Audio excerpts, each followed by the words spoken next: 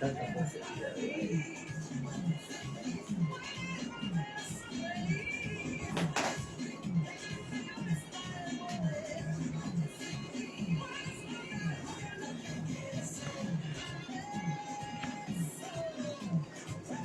Pues sí, él tiene ya problemas en la pierna, están, como dicen, reventando ya en el campo, porque es que es demasiado eso, demasiado.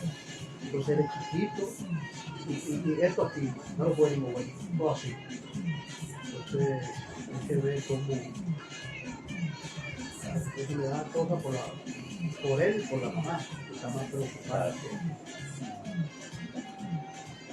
pero por lo menos que la gente no se ayuda, es difícil también, ¿ves? Vamos a ver cómo. ¿Tú estás en el aire? Sí, en Facebook. Ahí está. No hablo aquí. Doctora, 1, 2 y 3. Hello, República Dominicana, estamos al aire en Mujer Empoderada y en Tenis. Y hoy estamos empoderadísimos, pues tenemos un invitado especial que va a acompañarnos en cabina 2 domingos al mes. Estuvimos conversando con él el domingo antes pasado. Pero antes de eso, déjame saludar a mi querido control, Tony Luna. Doctora, buenas tardes, gracias por esa presentación, saludos para usted y toda la familia, extensivo a su madre y a nuestros oyentes que cada domingo esperan este espacio, Mujer Empoderada y Entera. Hoy, como usted acaba de señalar, la presencia de Carlos, pues nos va naturalmente a dar mucha luz con este tema que usted va a presentar a continuación. Señores, tenemos un segmento especial acá en Mujer Empoderada y Entera. Un estilo de vida saludable con el doctor Carlos Lebrón. Recordemos que es nutriólogo clínico, obesólogo dietista, docente del Instituto Tecnológico de Santo Domingo en varias asignaturas de la maestría de obesología y dietética del INTEC, nuestra alma mater. Así que vamos a tener un platillo exquisito de 4 a 5 de la tarde a través de la hora del domingo, a través de la www.ifa.mil.co,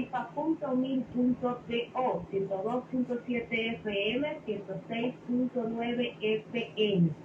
Quiero que le den calorcito al doctor Carlos Lebrón, que va a compartir con ustedes 2 domingos de cada mes un estilo de vida saludable con el doctor Carlos Lebrón. Doctor Lebrón, ¿cómo está? ¿Cómo se siente? Muy bien, muy bien. Muchísimas gracias a ustedes por tenerme. Gracias a ti por darme la oportunidad de brindar este segmento para todos nuestros oyentes. Carlos, antes de que arranques de forma formal, valga la redundancia con su segmento, queremos hacer un llamado a la población a la prevención. Señores, tenemos una ola de COVID que está en todo el país y bueno, pues para una muestra, un botón. Yo estoy afectada del COVID-19, mi madre también, mis abuelos también, es decir, que el COVID en toda la familia de forma agresiva. Así que oren por mí, oren por mi familia y a prevenir, sobre todo a prevenir, a mantenernos en casita y a seguir las recomendaciones médicas. Por favor, evitemos las aglomeraciones y si vamos a estar en lugares cerrados, utilizar mascarillas, desinfectantes y sobre todo recogimiento. Creo que es una ola muy fuerte por lo que estamos pasando, Carlos, también. Así es, doctora. Bueno, ahí está el llamado y naturalmente pues prevenir antes que lamentar. Así que les dejo a ustedes con mis 2 caballeros, Carlos, Tony y García, que sé que anda por ahí. Así que les dejo con este segmento, un estilo de vida saludable con el doctor Carlos Lebrón, acá en Mujer Empoderada y Entera. Hasta una próxima entrega. Esta servidora se despide a seguir las recomendaciones de su médico. Bye, bye. Gracias, doctora, gracias y naturalmente siga las recomendaciones, cuídese mucho y le esperamos ya de regreso en el espacio. Así es que, hermano Carlos, adelante, buenas tardes y adelante. Bien, muchísimas gracias. El día de hoy traigo un tema muy especial y es el tema del hígado graso no alcohólico. esta patología es de suma importancia, ya que esta patología ha cobrado mucho auge en los últimos años, debido principalmente a algo importantísimo que es la ola de obesidad. Está muy asociado a lo que tiene que ver con el síndrome metabólico. ¿Qué es el síndrome metabólico? Bueno, el síndrome metabólico es una constelación, una entidad que se vincula principalmente a ganancia de peso, obesidad, conjuntamente con aumento de la circunferencia de cintura. Algo importante con esto también es que está íntimamente ligado a algo que mencionamos hace unas semanas atrás, que es lo que llamamos resistencia a la insulina. La insulinoresistencia, como su nombre lo indica, es un trastorno metabólico que se debe principalmente a no captación de lo que son las azúcares a nivel periférico. Importantísimo esto. Bien, el hígado graso, aunque parezca una enfermedad que hace posiblemente 30 años ustedes siempre lo podíamos vincular a las personas que consumían alcohol de forma excesiva, actualmente se manifiesta y hay una parte de la enfermedad que se llama hígado graso no alcohólico. ¿Qué pasa con esto? El hígado graso no alcohólico se ve principalmente en personas que no consumen alcohol o que lo hacen menos de 20 gramos a la semana. ¿Qué pasa con esta entidad? Bueno, esta entidad está, vuelvo y le digo, vinculada o ligada a lo que es el síndrome metabólico y la obesidad. Para poder hablar un poquito acerca de la etiología, en medicina hablamos de etiología cuando buscamos la forma o la causa en la cual se presenta la enfermedad, tenemos que tener pendiente algo. Y es que antes de hablar un poquito de la etiología, tenemos que hablar acerca de cuáles serían las causas por las cuales se produce esta patología o esta enfermedad. Bueno, principalmente es la adiposidad, aumento de tejido graso. ¿Qué pasa? Es sumamente fácil, vamos a ponerlo en un contexto que ustedes puedan entender allá en casa, y es que, por ejemplo, vamos a suponer que yo tengo la cabina aquí en la radio como un espacio de almacenamiento, como si fuese un almacén. Nuestro cuerpo tiene una capacidad finita de almacenamiento de grasa y esto se llama tejido adiposo. El tejido adiposo es un órgano que es el cual se almacena el tejido graso. Se almacena en dos depósitos. Subcutáneo por debajo de la piel e intravisceral, que es dentro del abdomen. Lo que pasa es que el tejido adiposo llega a su capacidad tope. Por ejemplo, tengo este espacio aquí en cabina, vamos a suponer que tengo unas mercancías que me llegaron en un vehículo y yo comienzo a ponerlas dentro de aquí, dentro de la cabina. Va a llegar un momento en el cual posiblemente la cabina se llene de cajas o de lo que estoy almacenando y obviamente voy a tener que ponerlo fuera de la cabina. Sería en el pasillo, en recepción, en el lobby y así sucesivamente. Así pasa con nuestro cuerpo. Cuando comenzamos a ganar peso, especialmente tejido graso, ese tejido graso se va a almacenar en lugares que no son prudentes. Y es lo que llamamos en obesidad migración grasa. ¿Qué pasa con esa grasa? Bueno, esa grasa va a la circulación, aumentando triglicéridos, aumentando colesterol, va a sitios que no debe de haber, principalmente a las vísceras, o sea, a los órganos dentro del abdomen, y uno de los órganos que más sufre de eso es el hígado. El hígado es súper noble porque él dice, sí, pongan toda esa grasa aquí, no se preocupe. Entonces el hígado comienza a llenarse de grasa y eso lo llamamos esteatosis hepática. Obviamente eso va a llegar a un problemita y es que es una inclusión, o sea, es una sustancia o es un nutriente que no debe de estar dentro del hígado. Y al no deber de estar va a producir alteraciones en el hígado. Algo muy importante y podemos vincularlo principalmente a la ingesta. Esta patología previo, podríamos hablar de hace unos 25, 30 años, casi siempre era circunscrita. Cuando hablamos de circunscrita era que era específica, especialmente de personas que no consumían alcohol. Que consumían alcohol y tú dirás, bueno, las personas que consumen alcohol, que son alcohólicos, posiblemente hagan esta patología, sí, pero hace 25 o 30 años ahora lo estamos viendo en personas que no lo consumen.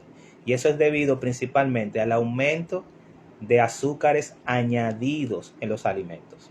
Muy importante. Y con esto tenemos algo importante, y es que se ve principalmente, lo veo principalmente en consulta y se está viendo en los últimos años en adolescentes preadolescentes y niños, especialmente por el consumo de alimentos con azúcares añadidos y alimentos industrializados que son enriquecidos por una sustancia que se llama jarabe de maíz rico en fructosa o sirope de maíz. Muchos de los, por ejemplo, los snacks que comen los niños vienen endulzados con este tipo de sustancias y obviamente hay un vínculo directo entre hígado graso no alcohólico conjuntamente con el jarabe de maíz rico en fructosa. Por eso en niños obesos es muy frecuente el encontrar esto de forma fortuita. Algo importante es que la gran mayoría de estas personas que tienen esta entidad no manifiestan ningún tipo de patología, o sea, no lo saben que lo tienen y casi siempre los hallazgos médicos son hallazgos fortuitos. Un hallazgo fortuito es un hallazgo que dentro de una batería de análisis, una rutina, nosotros mandamos a hacer algún estudio y oh sorpresa, el paciente tiene hígado graso porque se descubrió mediante una parte de la sonografía, que es uno de los estudios que nosotros mandamos a hacer de forma común y corriente dentro de la batería de análisis de estos pacientes.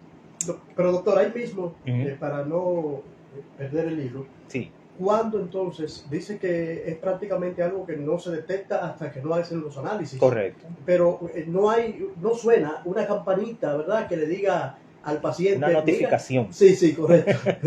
Que le diga al paciente, mira, ve a chequearte el hígado. No, mira lo que pasa.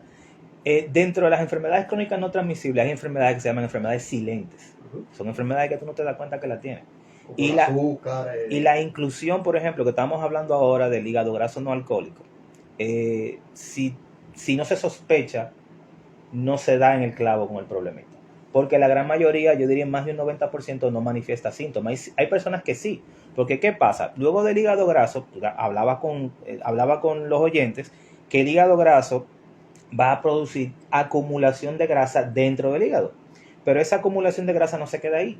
Esa acumulación de grasa es como si tú tuvieras algo que te está haciendo presión, tú vas a luchar contra eso. Nuestro hígado va a tratar, eso le va a producir al hígado un estrés, esa grasa acumulada ahí, pero un estrés que se evidencia desde el punto de vista metabólico, ya eso un poquito más en cuanto a lo que tiene que ver con el metabolismo, y ese estrés metabólico se va a manifestar principalmente en alteraciones de las pruebas hepáticas, pero ya ahí transaminasa se llama, que son la AST y la ALT, que son pruebas que se mandan a hacer de rutina.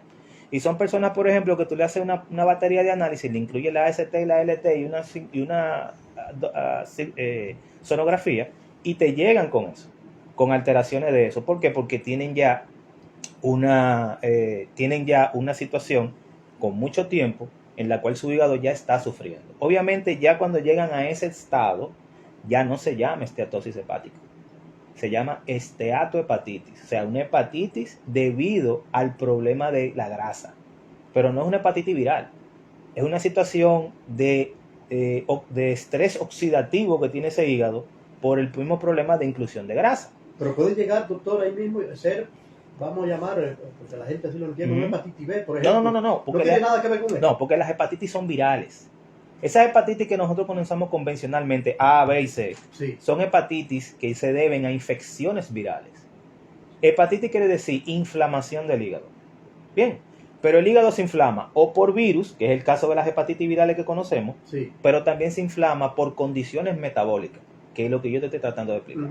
O sea, esas condiciones metabólicas van a producir un estrés en las células del hígado, en el cual esas células se van a inflamar. Y ese estrés va a desencadenar una hepatitis por esa inclusión de grasa, que es lo que le estoy diciendo. Sí, entonces, ¿qué pasa? Les decía también, y es bueno vincularlo, que está vinculado o está directamente relacionado con la alimentación y principalmente con la ganancia de peso excesiva. Los pacientes obesos, principalmente esos pacientes obesos que son que consumen grandes cantidades de azúcares refinados, especialmente, por ejemplo, azúcares refinados, alimentos industrializados. Estamos hablando de uno de las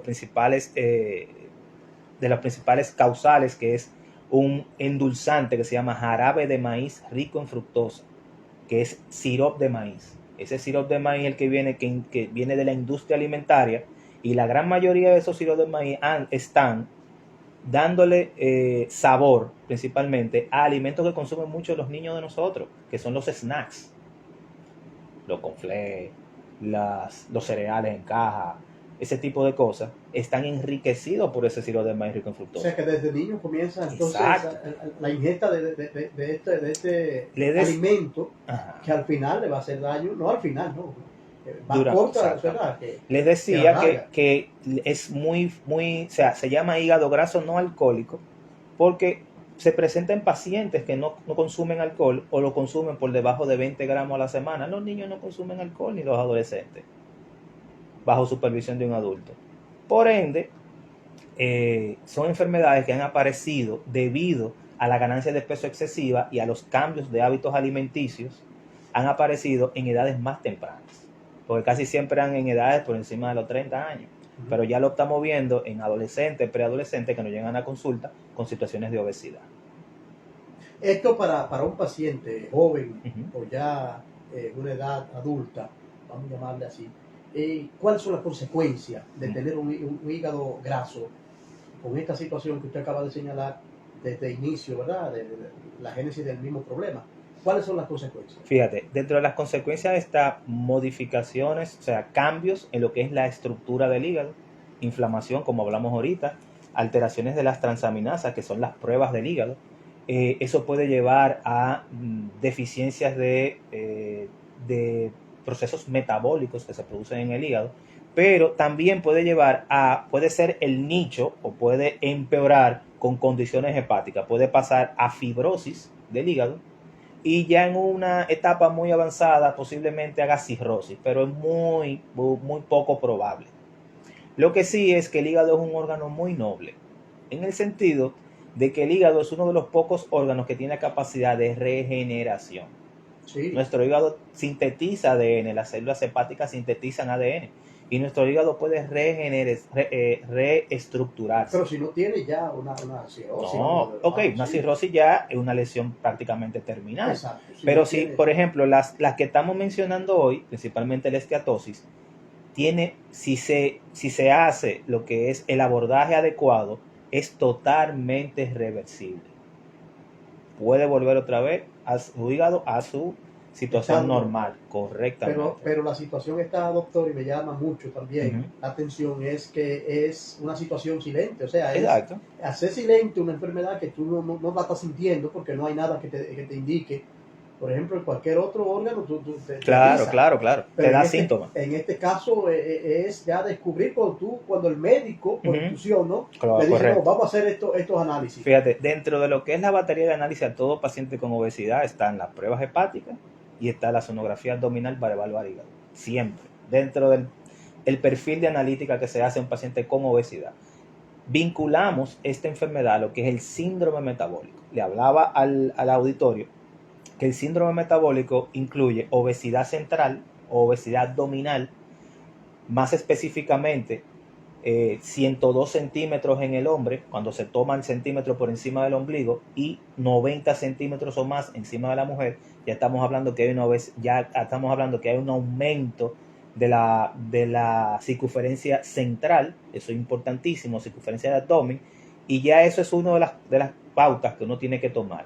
Cambios principalmente en la coloración de la piel, esos pacientes con obesidad que tienen oscuro la parte posterior del cuello, eso se llama acantosis. Esas acantosis ocurren no solamente en el cuello, no sé si han visto personas que tienen alto grado de obesidad que tienen los nudillos como negros, sí. Tienen unas manchas en la frente algunos, y tú dices, ven acá, pero ¿por qué él tiene la piel de esa forma? Bueno, esas son modificaciones cutáneas, o sea, cambios de la piel por alteraciones metabólicas. O sea, que es una señal prácticamente de eso podemos hacerte un programa aparte, nada más de las alteraciones de la piel. Pero son cosas que ya de entrada el paciente, cuando te entra a consulta, ya tú estás mirando, aquí ya hay algo, aquí puede haber resistencia a la insulina, aquí puede haber una prediabetes instaurada y la persona no lo sabe. Y es porque esas modificaciones ocurren a esos niveles.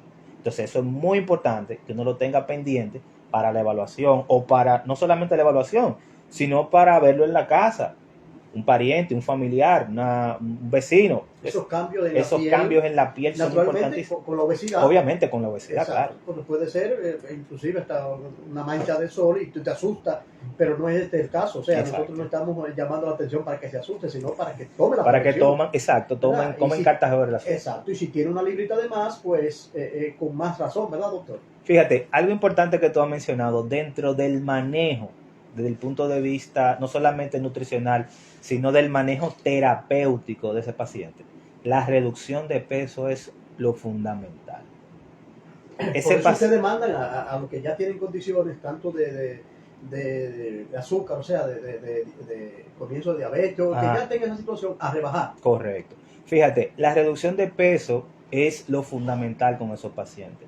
Número 1, cuando reduces de peso, disminuyes la cantidad de tejido graso en tu cuerpo, tejido adiposo. Obviamente cuando bajas de peso de forma moderada, como dicen las guías, y con un personal que te esté asesorando, que esté capacitado, no las dietas de moda, porque es otra cosa.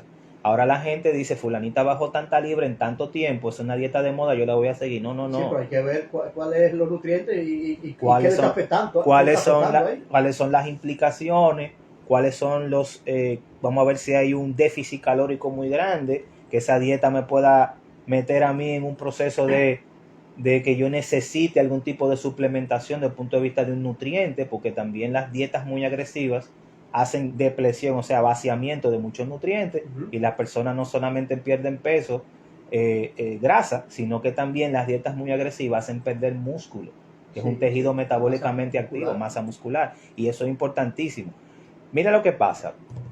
Te decía que la parte de la reducción de peso es lo fundamental.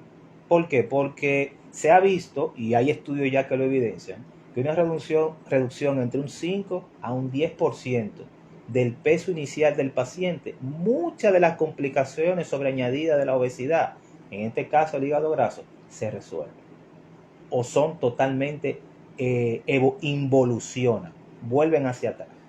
Y en ese mismo tenor, o sea, ya tiene el hígado graso, está detectado, exacto, ya tiene.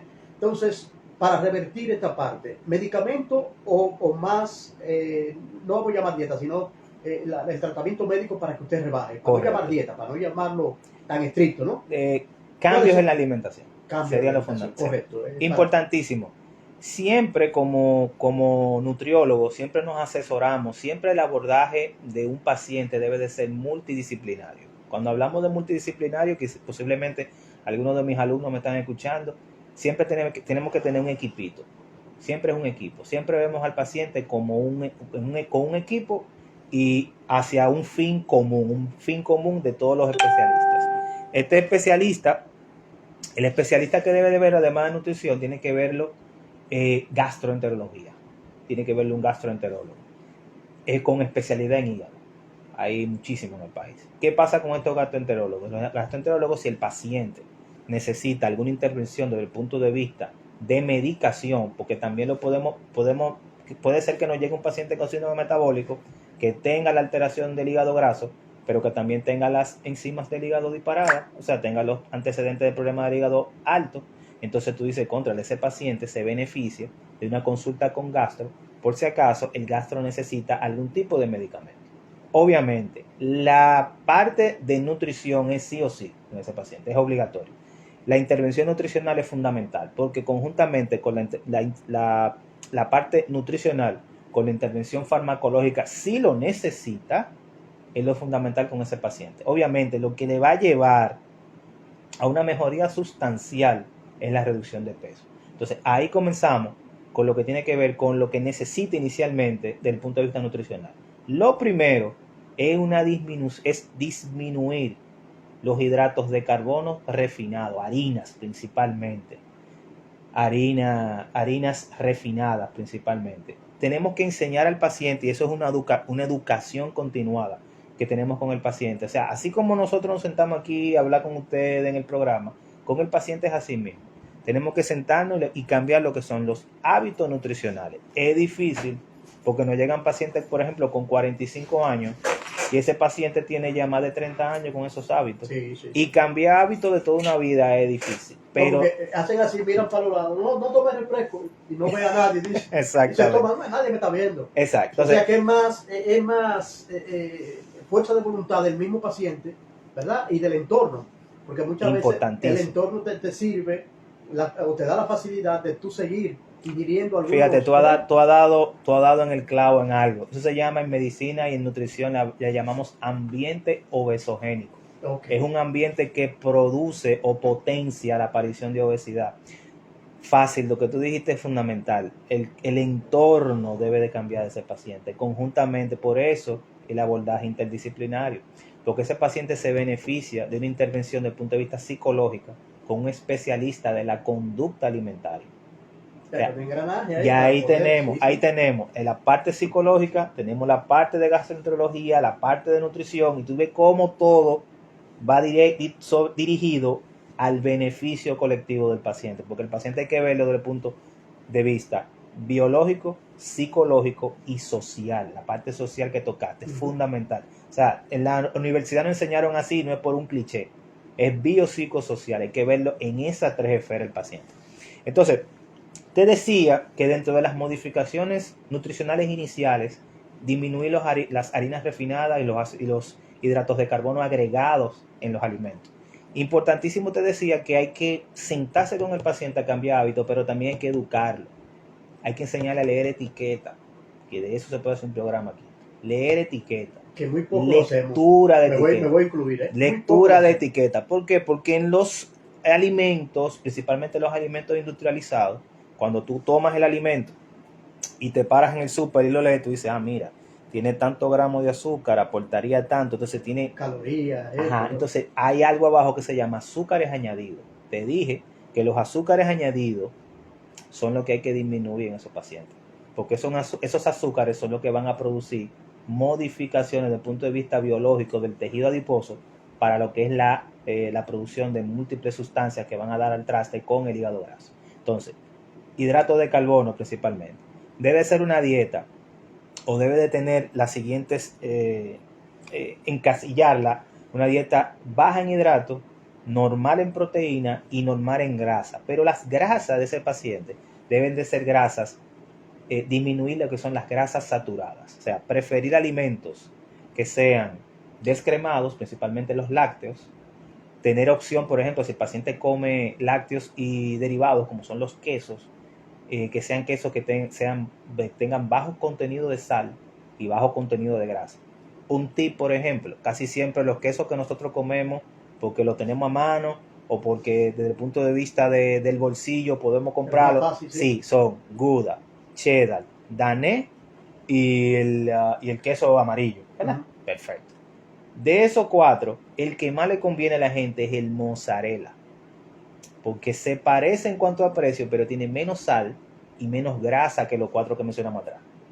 Entonces, ese sería un queso bajo en sal y grasa en comparación con lo que tuvimos anteriormente y que no te sacaría de presupuesto. O sea, tenemos que ir vinculando, por eso te digo, el aspecto social del paciente, porque tú tienes que ponerte de frente del que está contigo. Tú tienes que ponerte del lado de él, porque tú tienes que ver cuál es su poder adquisitivo y cuáles cosas él puede comprar y cómo tú puedes modificar un plan de alimentación guiado al problema de la patología o la enfermedad. Sí, correcto. Entonces, lo otro sería muy importante, lo que es aumentar lo que es el aporte de fibra en la alimentación. Cuando hablamos de fibra, estamos hablando de frutas y verduras. ¿Por qué? Porque esas fibras van a ayudar a una disminución de la absorción de grasa a nivel del tubo digestivo. Las fibras producen como si fuese una barrera que hace que la grasa no se absorba. Entonces, ¿qué va a hacer nuestro cuerpo? Para formar colesterol, para formar hormonas, él va a necesitar grasa, porque las grasas están formadas por colesterol, las hormonas sexuales principalmente están formadas por colesterol. Entonces, ¿qué él va a hacer? Él va a tener que buscar la que está en la circulación y la que está circulando en nuestro cuerpo. Entonces, eso va a ayudar a disminuir y porque va a tomar la que está en circulación, entonces te va a ayudar con el colesterol, te va a ayudar con los triglicéridos, va a disminuir la grasa abdominal y eso te va a ayudar a mejorar tu situación de hígado graso. Fundamental. Aunque se necesite la grasa naturalmente, porque claro, pero cuando es ya en exceso, ¿no? Que hay mucha, pues te va a afectar. Correcto. Y como tú acabas de señalar, está la parte de ingerir estos alimentos para poder pues hacer un balance y que mejore naturalmente todo lo que tiene que ver con hígado graso y esta parte. Vamos a hacer una pequeñita pausa, doctor, si a usted le parece, para retornar, regresar y seguir hablando sobre este tema tan importante, y las líneas telefónicas están disponibles. Perfecto. O sea, alguien quiere de momento saber con este tema, lo que estamos tratando, saber inclusive hasta qué alimentos pueden ingerir, con qué pueden ayudar a su cuerpo con relación al hígado graso, pues estamos disponibles. 809-200-3141 si está fuera de la ciudad, y 809-531-5508. En breve regresamos con este tema con el doctor Carlos Lebron. ¿Lo dije bien, doctor? Sí. No, porque es como que la doctora me enseñó que es medio difícil. No es tan difícil, Carlos. No, En breve regresamos. En breve regresamos con Mujer La doctora Empoderada dice y como en que tenis. yo doy en el clavo algunas preguntas. Digo, pero es que uno está... Si yo estoy oyendo lo que tú estás diciendo, yo tengo que irme por ahí. Tú eres parte de los medios de comunicación, tú estudiaste esto, desde que tú ves que él se encaminó, exacto, desde que tú ves la línea de lo que está hablando. Ya, Es, no es que uno sepa el tema al dedillo, pero relacionado a lo que se está hablando. y es lo que estamos hablando ahorita, o sea, es la forma en la cual tú llevas el mensaje, que tú sabes. Y cuando ella, exacto, cuando ella lo demás, porque tú estás hablando de una forma que lo estoy entendiendo yo por segurito, el que está en la radio también te está escuchando y te está entendiendo. Porque cuando tú dices, por ejemplo, la verdura, la fibra, Ensalada. tú no te quedaste en fibra, porque cualquiera dice fibra. Pero su pasilla, por ejemplo, ¿cómo poner? Ajá, no, Entonces, eso tú lo estás venden en un diciendo pote. Exacto. Sí. Entonces tú estás diciendo, ¿cuáles son las fibras? Sí, fruta, verdura, ¿Cuáles ¿Entiendes? son? ensalada. Y eso se llama fibra, por eso se llama verdura o qué sé yo. Ujú. Entonces, cuando tú le hablas a un público, que es el caso de nosotros, que Claro. yo te decía, que es un público que hay que servirle con cucharita y con dibujito, como tú dices, entonces las cosas llegan. No te estás sentando ahí para hablar por hablar, porque está llegando lo que está hablando. Claro. Entonces yo, como te digo, uno siempre aunque medio se va la guagua, pero vuelve y cae. Uno no es médico. Y aquí va a salir usted con chile. No, ya de aquí salgo yo nutriólogo o dando clases por ahí, porque tanto. Se comunicó con Mate. No, que va, le puse un mensaje, volví, lo llamé. Yo tengo poca suerte para eso, porque si me llaman, yo de aquí, yo una vez cojo teléfono o respondo y... Y entonces la diligencia. Acá. No, espera que llegue para ahí.